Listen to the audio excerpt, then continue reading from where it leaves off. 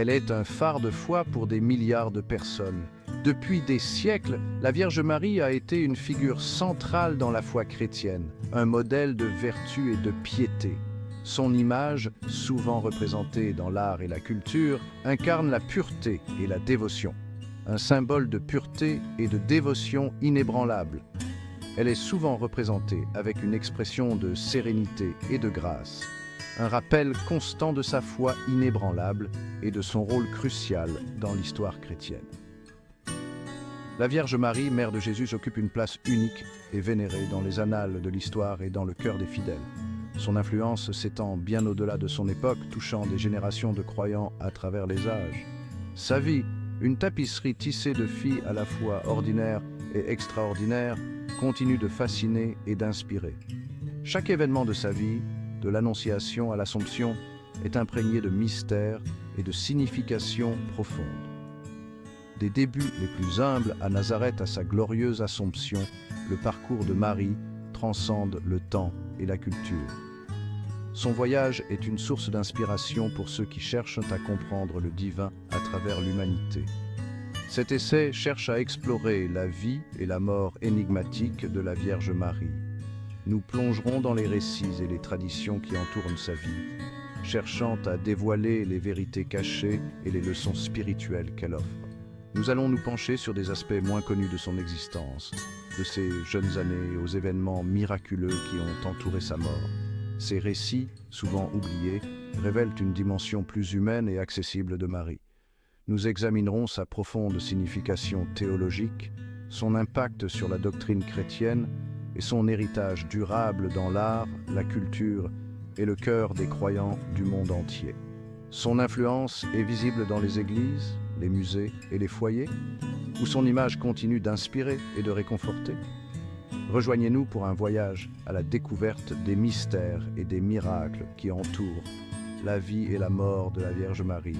Chaque étape de ce voyage nous rapproche de la compréhension de son rôle unique dans le plan divin. Son histoire est une histoire d'humilité, d'obéissance et de grâce incommensurable.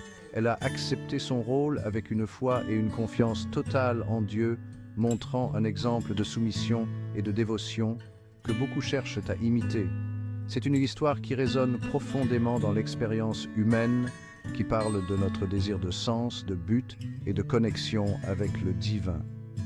À travers ses épreuves et ses triomphes, Marie nous montre comment trouver la force et l'espoir dans la foi. En explorant la vie et la mort de Marie, nous acquérons une compréhension plus profonde, non seulement de l'histoire et de la théologie chrétienne, mais aussi de nous-mêmes et de notre place dans le grand récit de la foi. Sa vie est un miroir dans lequel nous pouvons voir nos propres luttes et aspirations et trouver un chemin vers une foi plus profonde et plus significative. Les évangiles offrent des aperçus de la vie de Marie, mais une grande partie de sa jeunesse reste entourée de mystères. Les récits bibliques ne nous donnent que des fragments de son enfance, laissant beaucoup à l'imagination et à la tradition orale. Ce que nous savons, c'est qu'elle est née à une époque de grands bouleversements politiques et sociaux. La Judée était sous la domination romaine, une période marquée par des tensions et des conflits constants. La domination romaine projetait une longue ombre sur la Judée et le peuple juif aspirait à un Messie. Les Écritures et les prophéties étaient au cœur de la vie quotidienne, nourrissant l'espoir d'une délivrance divine. C'est dans ce monde, marqué à la fois par l'attente et l'incertitude, que Marie est née. Les collines de Judée, avec leur beauté austère, étaient le théâtre de cette époque de grande anticipation. Si les détails exacts de son éducation sont inconnus, la tradition veut que les parents de Marie, Joachim et Anne aient été des personnes pieuses qui ont inculqué à leur fille un amour profond pour Dieu. Ils étaient probablement des modèles de foi et de dévotion, transmettant leurs valeurs à Marie. Ils l'ont probablement élevée conformément aux coutumes et traditions juives, lui enseignant les Écritures et l'importance de la prière.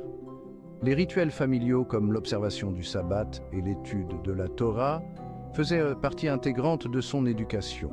C'est dans ce contexte de foi et de piété que le voyage extraordinaire de Marie a commencé. Sa jeunesse, bien que voilée de mystère, était sans doute marquée par une préparation spirituelle intense. Bien que sa jeunesse soit voilée d'ombre, les échos de son éducation résonnent tout au long de sa vie. Les souvenirs de son enfance, bien que fragmentaires, montrent une jeune fille profondément ancrée dans sa foi et ses traditions. Sa foi inébranlable, sa profonde humilité et son obéissance indéfectible à la volonté de Dieu témoignent d'une enfance imprégnée des enseignements et des traditions de son héritage juif. Ces qualités, cultivées dès son plus jeune âge, ont façonné la femme qu'elle est devenue. Ces années formatrices ont jeté les bases du destin remarquable qui l'attendait. Chaque moment de son enfance, chaque leçon apprise, chaque prière récitée, l'a préparée pour le rôle extraordinaire qu'elle jouerait dans l'histoire de l'humanité. L'histoire de l'Annonciation est un moment charnière dans la vie de Marie, qui a changé à jamais le cours de son existence.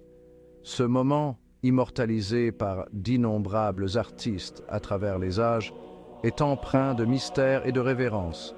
C'est un moment chargé de puissance divine et d'implications théologiques profondes. L'Annonciation n'est pas seulement un événement historique, mais aussi un symbole de foi et de dévotion. L'Évangile de Luc raconte la visite de l'ange Gabriel à Marie, une jeune femme de Nazareth, choisie parmi toutes les femmes pour porter le Fils de Dieu. Une jeune femme de Nazareth, humble et pieuse, vivant une vie simple et dévouée, avec l'annonce surprenante qu'elle concevra et enfantera le Fils de Dieu. Cette nouvelle, bien que stupéfiante, est accueillie par Marie avec une grâce et une sérénité remarquables. Je te salue, toi à qui une grâce a été faite. Le Seigneur est avec toi. Le Seigneur est avec toi. Ces mots, porteurs d'une signification profonde, résonnent encore aujourd'hui dans les cœurs des croyants. Les paroles de l'ange désignent Marie comme étant choisie, favorisée par Dieu pour un dessein unique et extraordinaire. Elle est appelée à jouer un rôle central dans le plan divin de salut, favorisée par Dieu pour un dessein unique et extraordinaire. Pourtant, face à cette déclaration bouleversante, Marie ne répond pas par la peur ou l'incrédulité, mais par une question. Pourtant, face à cette déclaration bouleversante, Marie ne répond pas par la peur ou l'incrédulité, mais par une question. Sa réaction est un témoignage de sa foi et de sa confiance en Dieu. Marie ne répond pas par la peur ou l'incrédulité, mais par une question. Comment cela sera-t-il, puisque je ne connais point d'homme? Comment cela sera-t-il, puisque je ne connais point d'homme? Cette question, simple mais profonde, montre la pureté et l'innocence de Marie. Sa réponse révèle sa pureté, sa virginité et sa profonde compréhension de la loi et des coutumes juives. Gabriel rassure Marie, lui expliquant que l'Esprit Saint viendra sur elle et que la puissance du Très-Haut la couvrira de son ombre, et sa profonde compréhension de la loi et des coutumes juives. Gabriel rassure Marie, lui expliquant que l'Esprit Saint viendra sur elle et que la puissance du Très-Haut la couvrira de son ombre. Cette explication, bien que mystérieuse, est acceptée par Marie avec une foi inébranlable, lui expliquant que l'Esprit Saint viendra sur elle et que la puissance du Très-Haut la couvrira de son ombre. C'est pourquoi le Saint-Enfant qui naîtra de toi sera appelé Fils de Dieu, et que la puissance du Très-Haut la couvrira de son ombre. C'est pourquoi le Saint-Enfant qui naîtra de toi sera appelé Fils de Dieu. Cette promesse divine est le cœur de l'Annonciation. C'est pourquoi le Saint-Enfant qui naîtra de toi sera appelé Fils de Dieu. Cette déclaration, bien que stupéfiante, par Marie avec une foi inébranlable. Avec une foi inébranlable et un courage remarquable, Marie prononce les paroles qui allaient changer le cours de l'histoire. « Je suis la servante du Seigneur, qu'il me soit fait selon ta parole. » Marie prononce les paroles qui allaient changer le cours de l'histoire. « Je suis la servante du Seigneur, qu'il me soit fait selon ta parole. » En cet instant d'abandon et d'acceptation, Marie a embrassé son destin. Je suis la servante du Seigneur. qu'il me soit fait selon ta parole. Ces mots, simples mais puissants, résonnent à travers les siècles comme un exemple de foi et de soumission à la volonté divine. En cet instant d'abandon et d'acceptation, Marie a embrassé son destin. Elle est devenue le vase de l'incarnation, la Mère de Dieu, la Théotokos.